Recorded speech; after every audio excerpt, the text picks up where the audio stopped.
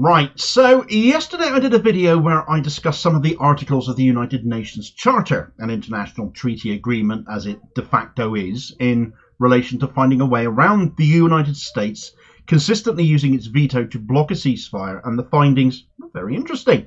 It would seem there is certainly, on the face of it, routes that the UN could take, but the rub was that they might have to go through a court procedure first to decide if the ongoing US supply of arms to Israel meant the US should be abstaining on their ceasefire vote rather than using its veto as it has been. And that, of course, takes time. The people of Gaza do not have. Would be inordinately expensive in all likelihood as well, though for sure would be embarrassing to Biden, I would have thought. But it also relies on the UN being willing to go that far. However, perhaps a better route has now come to light in form of what's called Resolution 377 of the UN Charter, also called the Uniting for Peace Charter. This might just be the answer to Gaza's prayers, or is it?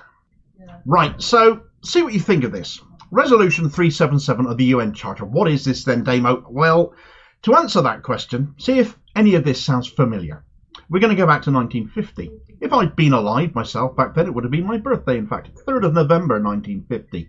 The UN adopted Resolution 377, which became known as the Uniting for Peace Resolution. But why? Why did this thing, this legal structure, come into existence? Well, it came into being because of the actions of the then USSR, the Soviet Union, who at that time, being a permanent member of the UN Security Council, were blocking any determination by said council to protect the Republic of Korea, better known as South Korea to us, from military aggression being launched against it at that point by North Korea. A ceasefire was needed, folks, and one member of the Security Council was stopping it from happening. I did ask, did this sound familiar? Pretty much exactly what we're seeing the US doing right now on the Security Council in relation to Israel and Gaza. Now, initially, the Security Council was able to get things done, in this instance, between the two Koreas. For example, they passed resolutions offering aid to South Korea to repel attacks in the name of establishing peace and security. But they only did that because the USSR was boycotting the meetings in the mistaken thinking that their absence, their abstention, would see such resolutions fall. Their mistake. But once they cottoned onto the fact they were wrong, though, they soon started turning up and using their veto, and so the same impasse befell the United Nations Security Council then in moving forwards as it faces now. Ironically, it was the United States who came up with the solution to the Security Council's Russian problem by saying that the United Nations itself should claim a subsidiary responsibility with regards to peace and security, as spelt out in Article 14 of the UN Charter, and the result of that was United Nations General Assembly Resolution 377. Article 14, for the record, simply states that the General Assembly may recommend measures for the peaceful adjustment of any situation, regardless of origin, which it deems likely to impair the general welfare or friendly relations amongst nations, including situations resulting from a violation of the provisions of the present Charter, setting forth the purposes and principles of the United Nations. So, think of Resolution 377 as kind of a standing order for the UN. Now, Resolution 377 is split up into 5 separate paragraphs labelled A to E, but it is paragraph A of Resolution 377, therefore Resolution 377A in UN Charter parlance, which is how you might see this being presented a bit, as this idea is doing a little bit of floating around in certain areas of the social media. It's A, which is the important bit, and this is the so-called Uniting for Peace resolution, basically, and it just states that in any cases where the Security Council, because of a lack of unanimity amongst its 5 permanent members, P5, fails to act as required to maintain international security and peace, the General Assembly shall consider the matter immediately and may issue appropriate recommendations to UN members for collective measures, including the use of armed force when necessary, in order to maintain or restore international security and peace. Can you imagine it?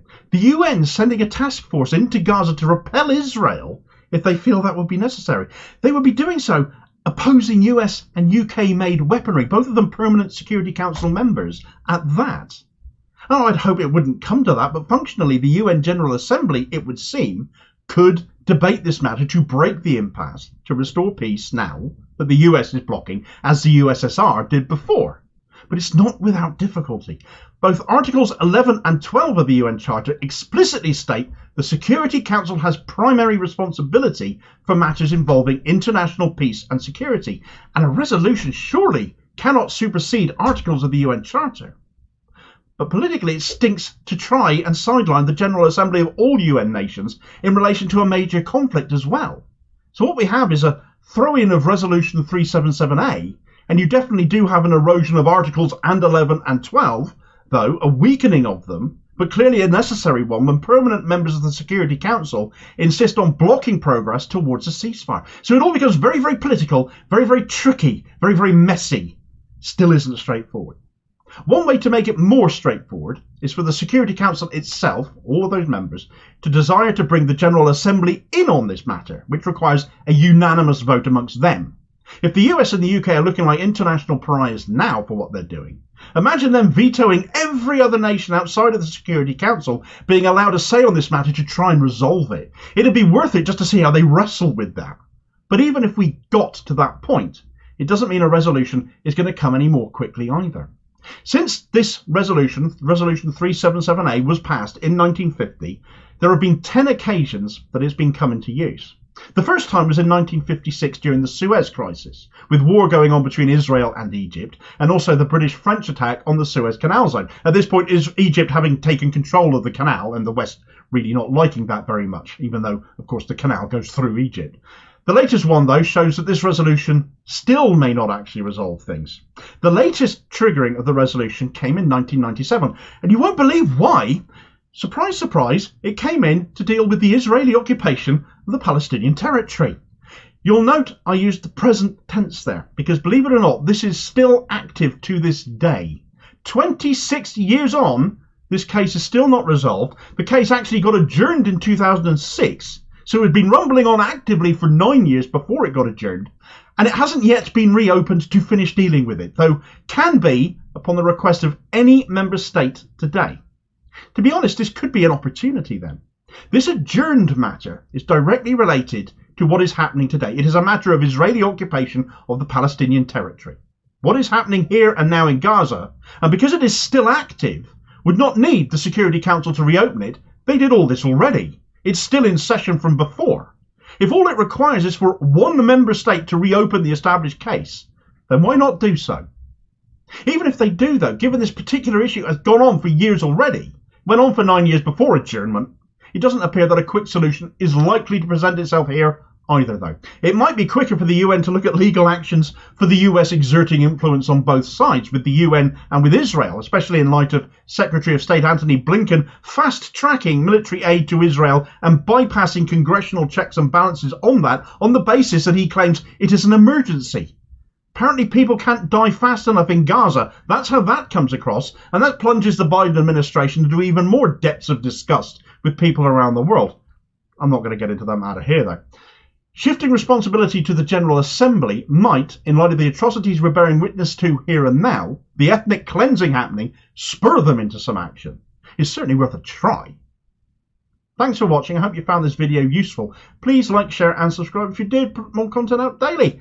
Please do have your say on this story in the comments below and be part of the conversation.